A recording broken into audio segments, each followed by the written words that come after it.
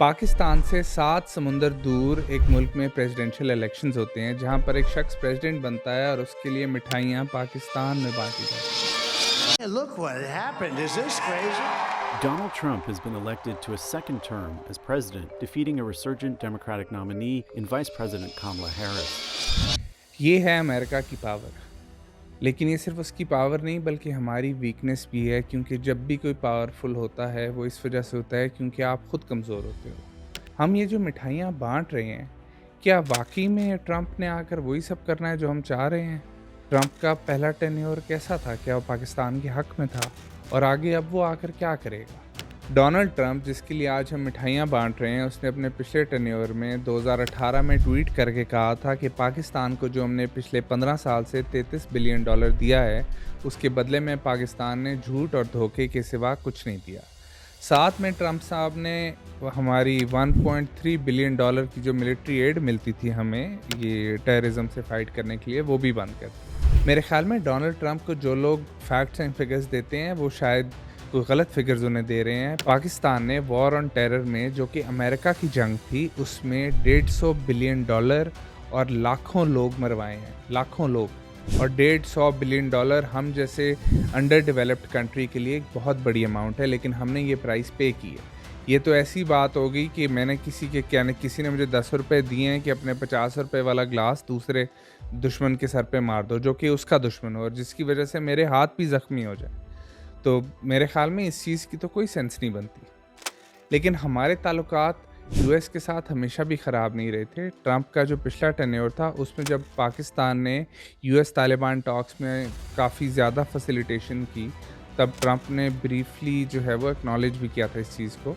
लेकिन ये बात बहुत एविडेंट हो गई थी उससे कि या तो पाकिस्तान एक एसेट है या लायबिलिटी है। जब उन्हें हमारी ज़रूरत है तो हम एसेट हैं, वरना हम लायबिलिटी हैं।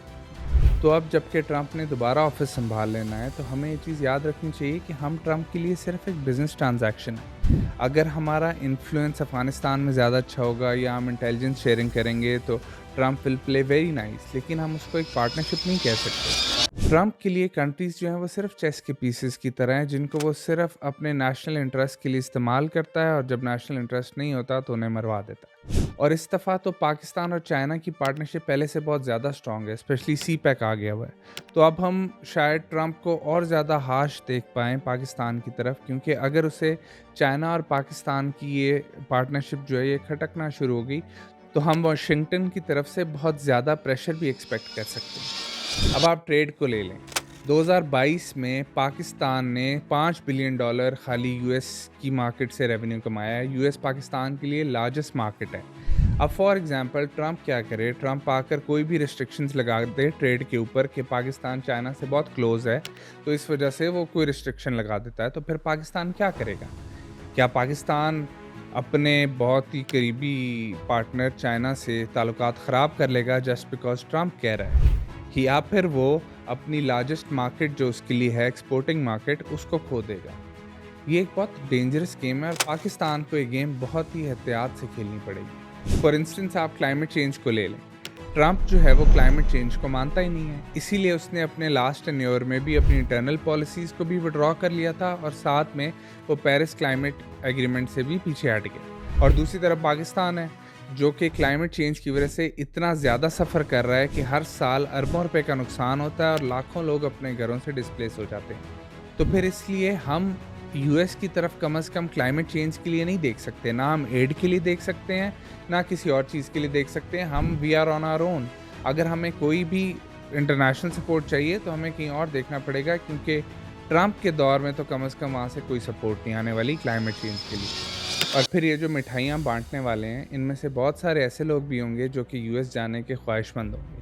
तो इनको शायद इस चीज़ का अंदाज़ा नहीं है कि ट्रंप हमेशा से इमिग्रेशन लॉज और इमिग्रेशन पॉलिसीज़ में बहुत ज़्यादा स्ट्रिक्ट रहा है। उसने अपने पिछले टेन्योर में भी बहुत सारे ऐसे एग्जेक्टिव ऑर्डर्स पास किए थे जिसकी वजह से इमिग्रेशन जो है वो बहुत मुश्किल हो गई थी, वीज़ाज़ बहुत कम लगना शुरू हो गए थे, वेट टाइम बहुत ज़्यादा बढ़ गया था। तो यही सारी चीज़ें अभी भी देखी जा सकती हैं और शायद देखी जाएंगी। ऊपर से जो डंकी मार के हमारे पाकिस्तानी गए हुए हैं, जो कि वहाँ से पैसा भेजते हैं और यहाँ पर घर चलते हैं, उनको भी सबको निकालने का प्लान है ट्रंप का।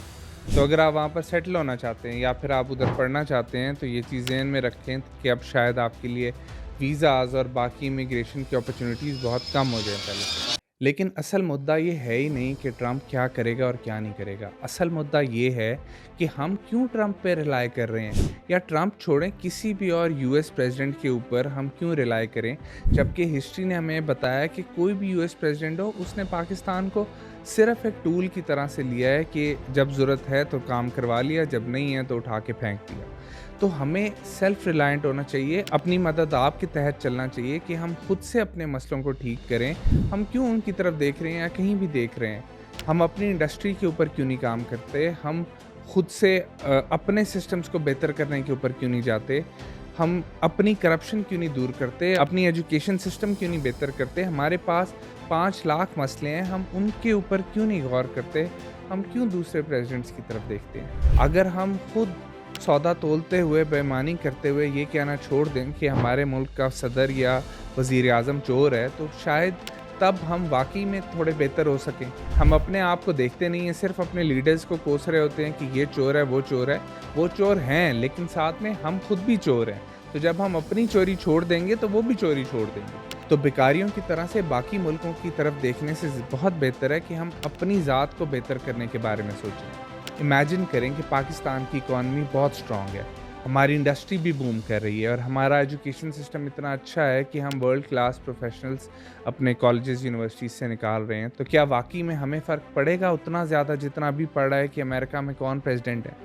वो क्यों नहीं पड़ेगा? क्योंकि हम उस टाइम सेल्फ रिलायंट होंगे। हमें यही चीज़ की ज़रूरत है, यही वो पाथ है जिसकी तरफ पाकिस्तान को जाना चाहिए कि हम खुद मुख्तार हो सकें, हमें किसी की ज़रूरत ही ना हो। हम क्यों देखें किसी भी और प्रेसिडेंट्स की तरफ या प्राइम मिनिस्टर्स की तरफ कि वो आकर हमारी मदद करेंगे। तो ये जो हमारा ऑब्सेशन है बाकी प्राइम मिनिस्टर्स और प्रेसिडेंट्स की तरफ, ये सिर्फ हमें और ज़्यादा पीछे लेकर जाएगा, और जितना हम वेट करेंगे कि कोई सुपर हीरो आएगा और आकर हमें बचाएगा, उतना ज़्यादा हम और हमारी पूरी की पूरी नेशन जो है वो पीछे जाती रहेगी। इसलिए यही वक्त है कि हम अपने सिस्टम्स, अपनी इकॉनमी और अपने मुल्क को बेहतर करने के ऊपर फोकस करें और भूल जाएं दुनिया में क्या हो रहा है। सिर्फ अपनी बेहतरी के ऊपर फोकस करें और बस।